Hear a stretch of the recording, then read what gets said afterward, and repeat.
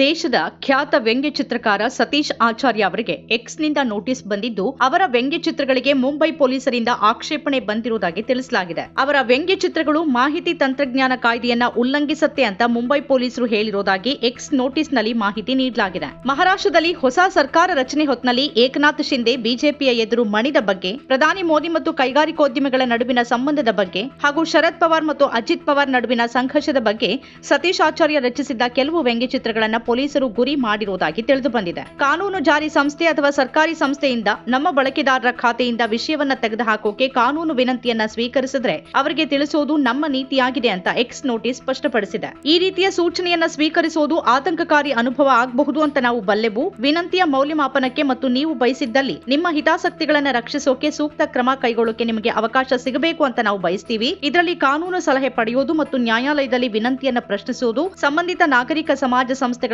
ಸಂಪರ್ಕ ಮಾಡುವುದು, ಸ್ವಯಂ ಪ್ರೇರಣೆಯಿಂದ ವಿಷಯವನ್ನ ಅಳಿಸೋದು ಅಥವಾ ಬೇರೆ ಯಾವುದಾದರೂ ಪರಿಹಾರ ಕಂಡುಕೊಳ್ಳುವುದು ಸೇರಿವೆ ಅಂತ ಎಕ್ಸ್ ನೋಟಿಸ್ ನಲ್ಲಿ ಹೇಳಲಾಗಿದೆ. ನೋಟಿಸ್ಗೆ ಪ್ರತಿಕ್ರಿಯಿಸಿರುವ ಸತೀಶ್ ಆಚಾರ್ಯ, ಮುಂಬೈ ಪರಿಪೂರ್ಣ ಕಾನೂನು ಮತ್ತು ಸುವ್ಯವಸ್ಥೆಯೊಂದಿಗೆ ಎಷ್ಟು ಶಾಂತಿಯುತವಾಗಿದೆ ಅಂತಂದ್ರೆ ಪೊಲೀಸರು ಈಗ ವ್ಯಂಗ್ಯ ಚಿತ್ರಗಳ ಮೇಲೆ ಗಮನ ಹರಿಸಿದ್ದಾರೆ. ಇದನ್ನ ತಿಳಿದು ಬಹಳ ಸಂತೋಷವಾಗಿದೆ ಅಂತ ವ್ಯಂಗ್ಯವಾಗಿ ತಮ್ಮ ಎಕ್ಸ್ ಖಾತೆಯಲ್ಲಿ ಬರೆದಿದ್ದಾರೆ. ಎಕ್ಸ್ ನಿಂದ ತಮಗೆ ಬಂದಿರುವ ಸಂದೇಶಗಳ ಸ್ಕ್ರೀನ್ ಶಾಟ್ ಗಳನ್ನು ಕೂಡ ಅವರು ಪೋಸ್ಟ್ ಮಾಡಿದ್ದಾರೆ. ಕಾರ್ಟೂನಿಸ್ಟ್ ಮಂಜುಲ್ ಅವರಿಗೂ ಎಕ್ಸ್ ನಿಂದ ಇದೇ ರೀತಿಯ ನೋಟಿಸ್ ಬಂದಿದೆ. ಆಚಾರ್ಯ ಅವರಾಗ್ಲಿ ಅಥವಾ ಮಂಜುಲ್ ಅವರಾಗಲಿ ಯಾವುದೇ ಔಪಚಾರಿಕ ಪೊಲೀಸ್ ದೂರನ್ನು ಸ್ವೀಕರಿಸಿಲ್ಲ. ಅವರ ವ್ಯಂಗ್ಯ ಚಿತ್ರಗಳು ಹೇಗೆ ಕಾನೂನುಗಳನ್ನ ಉಲ್ಲಂಘಿಸಿವೆ ಅಂತ ತಿಳಿಯೋಕೆ ಇಬ್ಬರೂ ಎಕ್ಸ್ ಅನ್ನ ಮರುಪ್ರಶ್ನಿಸಿಲ್ಲ. ಆದರೆ ತಾವಿದಕ್ಕೆ ಹೆದರುವ ಪ್ರಶ್ನೆಯೇ ಇಲ್ಲ ಅಂತ ಇಬ್ಬರೂ ಹೇಳಿರೋದಾಗಿ ದಿ ಟೆಲಿಗ್ರಾಫ್ ಆನ್ಲೈನ್ ವರದಿ ಹೇಳಿದೆ. ಭಾರತದ ಸಂವಿಧಾನ ವ್ಯಂಗ್ಯ ಚಿತ್ರಗಳ ಮೂಲಕ ಪ್ರಚಲಿತ ವಿದ್ಯಮಾನಗಳ ಬಗ್ಗೆ ಅಭಿಪ್ರಾಯ ವ್ಯಕ್ತಪಡಿಸುವ ಹಕ್ಕನ್ನ ನೀಡುತ್ತೆ ಅಂತ ಸತೀಶ್ ಆಚಾರ್ಯ ಹೇಳಿದ್ದಾರೆ. ಅಧಿಕಾರದಲ್ಲಿರೋರು ವ್ಯಂಗ್ಯ ಚಿತ್ರಗಳನ್ನ ಒಪ್ಪೋದು ಅಥವಾ ಒಪ್ಪದೇ ಇರಬಹುದು. ಆದ್ರೆ ವ್ಯಂಗ್ಯ ಚಿತ್ರಕಾರರು ವ್ಯಂಗ್ಯ ಚಿತ್ರಗಳ ಮೂಲಕ ವ್ಯಕ್ತಪಡಿಸುವ ಅಭಿಪ್ರಾಯವನ್ನ ಹಾಗೇನೆ ಪ್ರಶ್ನಿಸುವ, ಟೀಕಿಸುವ ಹಕ್ಕನ್ನ ಯಾರೂ ಕಸಿದುಕೊಳ್ಳೋಕೆ ಸಾಧ್ಯವಿಲ್ಲ ಅಂತ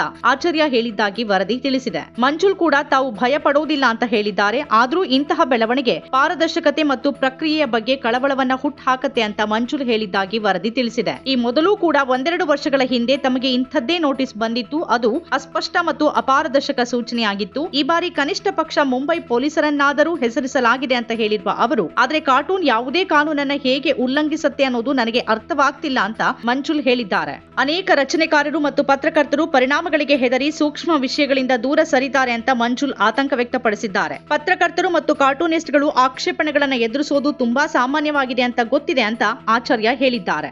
ಸ್ವತಂತ್ರ ಪತ್ರಿಕೋದ್ಯಮ ಇಂದಿನ ತುರ್ತು. ಅದನ್ನ ವಾರ್ತಾ ಭಾರತಿ ಮಾಡ್ತಾ ಇದೆ. ನಮ್ಮ ಚಾನೆಲ್ ಅನ್ನ ಸಬ್ಸ್ಕ್ರೈಬ್ ಮಾಡೋದ್ರ ಜೊತೆಗೆ ಬೆಲ್ ಐಕಾನ್ ಒತ್ತಿ ನಮ್ಮನ್ನ ಬೆಂಬಲಿಸಿ. ಹಾಗೆ ನಮ್ಮ ಕಾರ್ಯಕ್ರಮಗಳನ್ನು ಲೈಕ್ ಮಾಡಿ, ಕಮೆಂಟ್ ಮಾಡಿ, ಅದನ್ನು ಬೇರೆಯವರಿಗೂ ಕೂಡ ಶೇರ್ ಮಾಡಿ. ಹೀಗೆ ನೀವು ಮಾಡಿದಾಗ ನಮ್ಮ ಚಾನೆಲ್ ಮತ್ತಷ್ಟು ಜನರಿಗೆ ತಲುಪತ್ತೆ. ಆ ಮೂಲಕ ನಮಗೆ ಸಹಕಾರ ಆಗುತ್ತೆ. ಇದು ನೀವು ಯಾವುದೇ ಖರ್ಚಿಲ್ಲದೆ ಮಾಡಬಹುದಾದ ಸಹಕಾರ. ಧನ್ಯವಾದ.